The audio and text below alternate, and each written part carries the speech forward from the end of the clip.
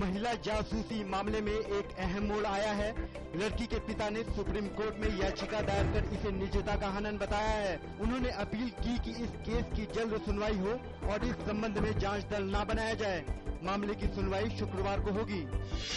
CBI ने Tata truck रिश्वत मामले में रक्षा मंत्री A.K. एंटनी और प्रधानमंत्री के सलाहकार T.K. नायर के बयान रिकॉर्ड किए।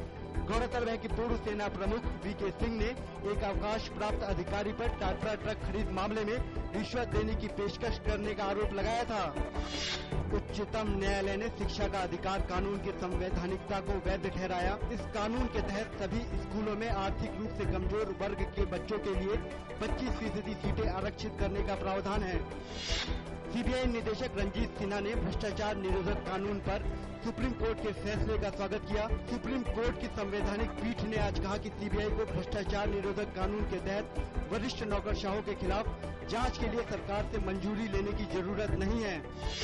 लोकसभा चुनाव के 8वें चरण में कल वोट डाले जाएंगे। इस चरण में कल 7 राज्यों की 64 सीटों पर मतदान होना है।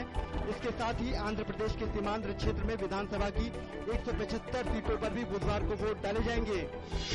8वें चरण में मतदान सुबह 7 बजे से शाम 6 बजे तक चलेगा। बिहार के नक्सल प्रभावित इलाकों में मतदान शाम 4 बजे समाप्त हो जाएगा। शांतिपूर्ण और सुचारू मतदान के लिए व्यापक इंतजाम किए गए हैं। निर्वाचन आयोग ने राज्यों के चुनाव अधिकारियों को नए निर्देश जारी किए। आयोग ने कहा है कि वे उम्मीदवारों के चुनाव एजेंटों की शिकायतों पर तत्काल कार्रवाई करें। आयोग ने यह भी कहा कि महत्वपूर्ण अधिकारियों के टेलीफोन नंबर मतदान केंद्रों पर उपलब्ध कराए जाएं। पूर्व मुख्य चुनाव आयुक्त S.Y. कुरैशी ने विभिन्न दलों के नेताओं के अभद्र भाषा का इस्तेमाल करने पर चिंता जाहिर की है। उन्होंने कहा कि नेता चुनाव प्रचार के दौरान व्यक्तिगत हमले कर रहे हैं। उत्तरी कश्मीर में बारामूला लोकसभा सीट पर मतदान से ठीक एक दिन पहले बारामूला के रफियाबाद इलाके के मतदान केंद्र में अज्ञात लोगों ने बम फेंका। घटना में किसी के भी हताहत होने की कोई खबर नहीं है।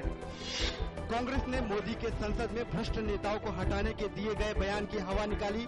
कांग्रेस नेता कपिल सिब्बल ने गुजरात सरकार के मंत्री पुरुषोत्तम सोलंकी का हवाला देते हुए कहा कि तमाम सबूतों के होने के बावजूद भी कार्रवाई को अंतिम समय तक टाला गया।